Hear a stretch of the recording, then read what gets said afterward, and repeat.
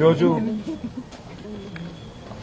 రాష్ట్రంలోని వివిధ పోటీ పరీక్షలు ముఖ్యంగా గ్రూప్స్ అదేవిధంగా డిఎస్సికి సంబంధించి ప్రిపేర్ అవుతున్న చాలామంది తమ్ముళ్ళు చెల్లెళ్ళు అందరూ కూడా వచ్చి ప్రధాన ప్రతిపక్షమైన భారత రాష్ట్ర సమితి మాకు అండగా నిలబడాలి, ఈ రాష్ట్రంలోని నిరుద్యోగ యువత మరి ఆనాడు కేసీఆర్ గారి ప్రభుత్వం ఉన్నప్పుడు కూడా మేము ఆనాటి ప్రభుత్వం మీద పోరాటాలు చేసినాము.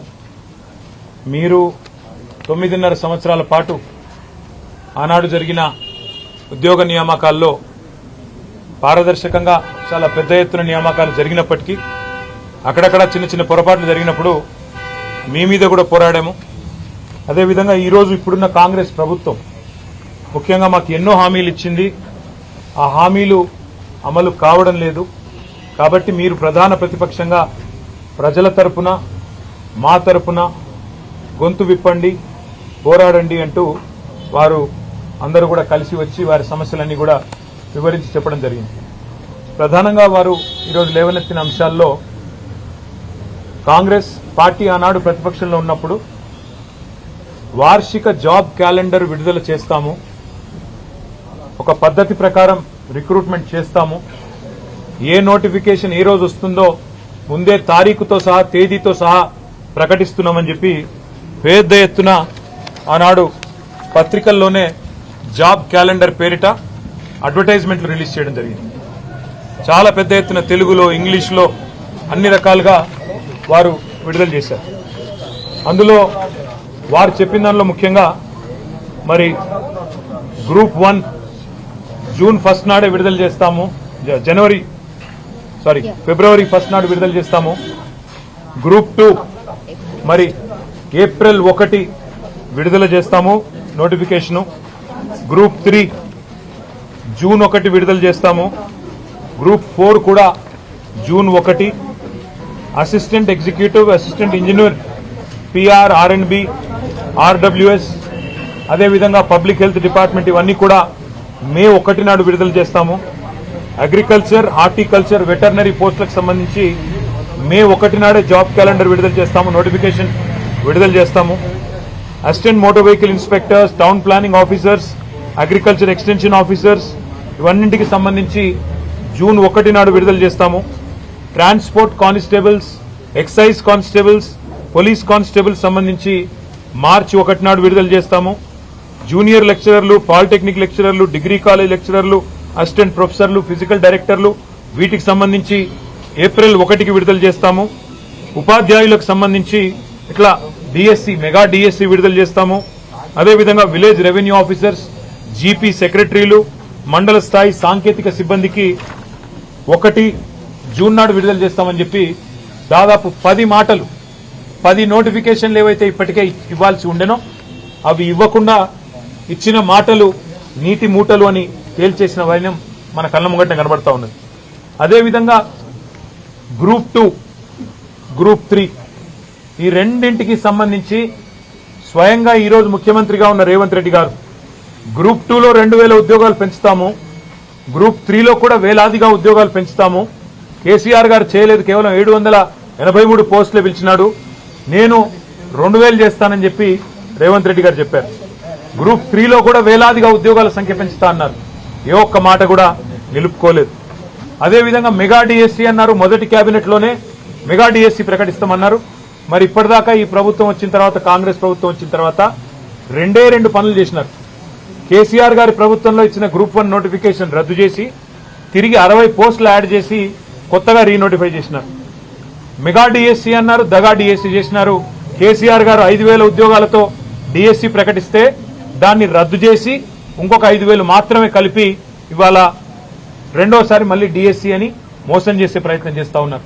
ఇవాళ భారత రాష్ట్ర సమితి తరపున అదేవిధంగా ఇవాళ మమ్మల్ని కలిసిన ఈ పిల్లలందరి తరపున, తెలంగాణ యువత తరపున కాంగ్రెస్ ప్రభుత్వాన్ని అడిగేది ఒకటే, గ్రూప్ 2, గ్రూప్ 3 ఈ 2 కేటగిరీల్లో కూడా పోస్టులు పెంచుతామని చెప్పింది, సంఖ్యను పెంచుతామని చెప్పింది మీరే, మీ నాయకులే, మీ ఎమ్మెల్సీలు, మీ ఎమ్మెల్యేలు, మీ ముఖ్యమంత్రి మీరే చెప్పినారు.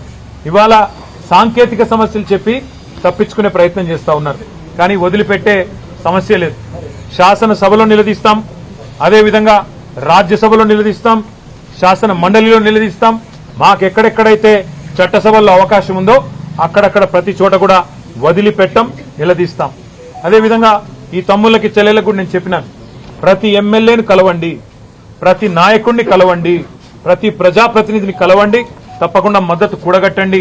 కేసీఆర్ గారు తెలంగాణ ఉద్యమానికి ఎట్లా అయితే మద్దతు కూడగట్టినారో మీరు కూడా అదే పని చేయండి అని చెప్పి కూడా వారికి నేను విజ్ఞప్తి చేసిన. వారు ఇంకొక విషయం కూడా నా దృష్టికి తెచ్చినారు.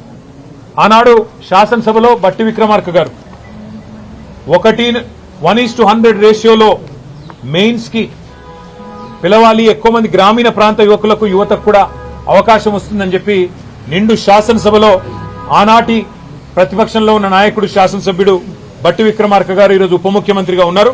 వారు కూడా డిమాండ్ చేసినారు. ఇవాళ ఈ తమ్ముళ్ళు చెల్లెలు అడిగేది కూడా అదే, 1:100 రేషియోలో మెయిన్స్ కి పిలవండి. కొత్తదేం అడగడం లేదు, కమిషన్ నిర్ణయమే ఫైనల్ అని చెప్పి చాలా స్పష్టంగా ఉంది. 1:100 విషయంలో ఎలాంటి సాంకేతిక ఇబ్బందులు లేవు. గతంలో మీరు చేసిన డిమాండ్నే వాళ్ళు తిరిగి ఉటంకిస్తున్నారు కాబట్టి దాన్ని కూడా నెరవేర్చండి అని కోరుతా ఉన్నాం. దాంతో పాటు ఇప్పుడు వరుసగా మేము గతంలో పిలిచిన ఉద్యోగాలు, కొత్తగా వీళ్ళు ఇచ్చిన నోటిఫికేషన్ ఏం లేవు. టెట్ మే 20 నుంచి జూన్ 3 వరకు ఉంది. గ్రూప్ 1 ప్రిలిమ్స్ జూన్ 9 నుంచి 9వ తారీఖు నాడు ఉంది. అదేవిధంగా డిఎస్సి జూలై 17 నుంచి 31 వరకు ఉంది. 2,25,000 మంది పోటీ పడతా ఉన్నారు. గ్రూప్ 2 ఏదైతే సంఖ్య పెంచకుండా మోసం చేస్తున్నారో ఆ గ్రూప్ 2 ఆగస్టు 7, 8కు ఉన్నది. గ్రూప్ 1 మెయిన్స్ అక్టోబర్లో ఉంది. గ్రూప్ 3 నవంబర్లో ఉంది. చాలా మంది పిల్లలు ఇది రాసిన వాళ్ళే అది కూడా రాస్తారు. కాబట్టి కొద్దిగా వీటిని కూడా స్టాగర్ చేసి పిల్లలకు తగు మొత్తంలో ప్రిపేర్ కావడానికి కూడా సమయం ఇవ్వాలని చెప్పి కూడా వాళ్ళు కోరుతా ఉన్నారు. నిష్పత్తి 1:100 మెయింటైన్ చేయమని, ఇచ్చిన మాట ప్రకారం 10 నోటిఫికేషన్లు ఏవైతే ఇవ్వాల్సి ఉండి తప్పినరో వాటిని పిలవండి. మొదటి సంవత్సరంలోనే 2 లక్షల ఉద్యోగాలు ఇస్తామన్న మాట నిలబెట్టుకోండి.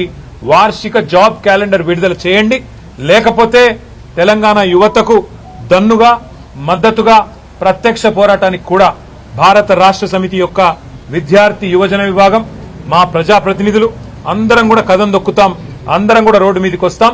ఏ నిరుద్యోగులైతే మిమ్మల్ని అధికారంలోకి తెచ్చారో వాళ్లే తప్పకుండా రేపటి రోజున మళ్లీ కథానాయకులై మీ మీద తిరగబడే రోజు కూడా వస్తుందని చెప్పి కూడా ఈ ప్రభుత్వాన్ని హెచ్చరిస్తూ, ఈ డిమాండ్లు ఏవైతే న్యాయబద్దమైన డిమాండ్లు మా తమ్ముళ్లు చెల్లెలు ఇవాళ మాకు ప్రత్యేకించి సమయం తీసుకుని వచ్చి వారు చెప్పినారో ఇవన్నీ కూడా ప్రభుత్వం తప్పకుండా ఆనర్ చేయాలని, చేయకపోతే తప్పకుండా మేము కూడా వారి తరఫున రోడ్డు ఎక్కుతాం, ప్రత్యక్ష కార్యాచరణలో కూడా దిగుతామని చెప్పి కూడా ప్రభుత్వాన్ని హెచ్చరిస్తూ ఇప్పుడు వారిని మాట్లాడవలసిందిగా కోరుతాం. సో అందరికీ నమస్కారం. ఇక్కడ ఉన్న పెద్దవాళ్ళందరికీ ముందుగా నా నమస్కారాలు.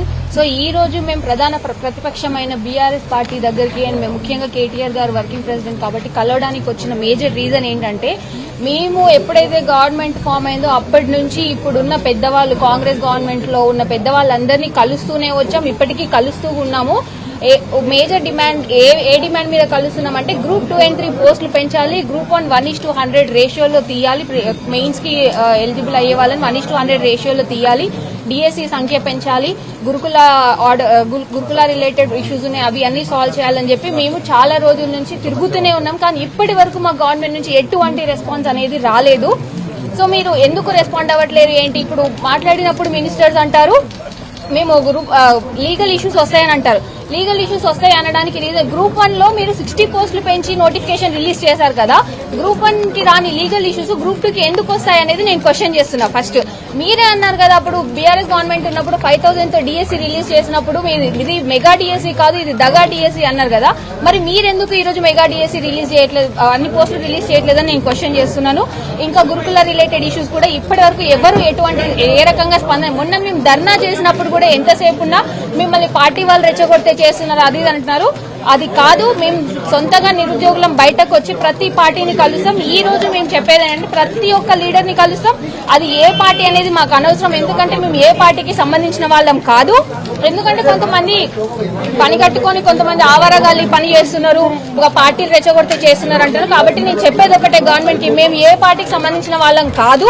మేము ప్రతి పార్టీ మాకు కావాల్సిందే, ప్రతి పార్టీ మద్దతుని మేము కూడగడతాము. సో దానికి అన్ని పార్టీలు అన్ని పార్టీల సపోర్ట్ ఖచ్చితంగా తీసుకుంటాము. ఇప్పటి నుంచి మా కార్యాచరణ ముందు పెడతాం. ఇంకొకటి ఏంటంటే గత 4-5 రోజుల నుంచి మా తోటి ఓయూ విద్యార్థి మోతీలాల్ నాయక్ అనే అతను నిరాహార దీక్ష చేస్తుంటే కనీసం ఏ ఒక్క గవర్నమెంట్ సైడ్ నుంచి ఒక రిప్రజెంటేటివ్ ఇప్పటి వరకు వచ్చి చూసింది లేదు, దాని మీద రెస్పాండ్ అయింది లేదు. అంటే మీరు ఎంత నిర్లక్ష్యం వహిస్తున్నారు స్టూడెంట్స్ పట్ల అనేది ఇప్పుడు చాలా క్లియర్ గా కనిపిస్తుంది. ఇదే ఈ రోజున్న పెద్దలే ఒకప్పుడు మా దగ్గరికి వచ్చి మీరు 30 లక్షల మంది ఉన్నారు, 30 లక్షల మంది ఇంటూ 3 వేసుకుంటే 90 లక్షల మంది, ఈ ఈక్వేషన్ చెప్పింది ఎవరో కూడా కాదు, రేవంత్ రెడ్డి గారు చెప్పారు. నేను రేవంత్ రెడ్డి గారిని ఏమడుగుతున్నా అంటే ఇదే 90 లక్షల ఈక్వేషన్ ఎలక్షన్స్ ముందు మీకు పనికొచ్చింది, అది ఇప్పుడు మొత్తం ఎలక్షన్స్ అయిపోయాక ఎందుకు పనికి రావట్లే? 90 లక్షల మందికి న్యాయం చేయాలని ఎందుకు అనిపించట్లేదు మీకు? సో మేము మా డిమాండ్స్ ఇవి, ఖచ్చితంగా మీ డిమాండ్స్ నెరవేర్చాల్సిందే. నెరవేర్చేంత వరకు ఈ పోరాటం ఆగదు. అన్ని పార్టీల సపోర్ట్ తో మేము ఖచ్చితంగా ముందుకెళ్తాము. మా తోటి మిత్రులు మాట్లాడారు.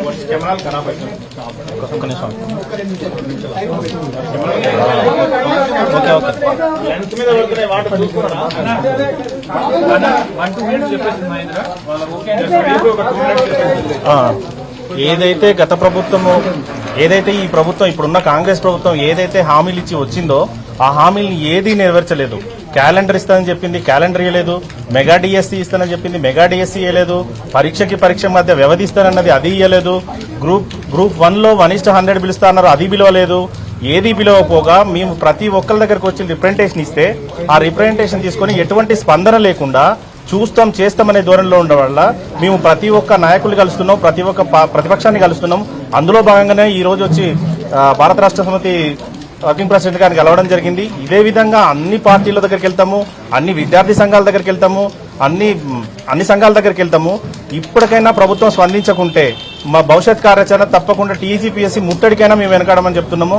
మా తోటి మిత్రుడు మోతీలాల్ అక్కడ నిరాహార దీక్ష చేస్తున్నాడు. ఇప్పటికైనా గవర్నమెంట్ స్పందించాలి, గవర్నమెంట్ స్పందించి దీని మీద నిర్ణయం తీసుకోవాలి.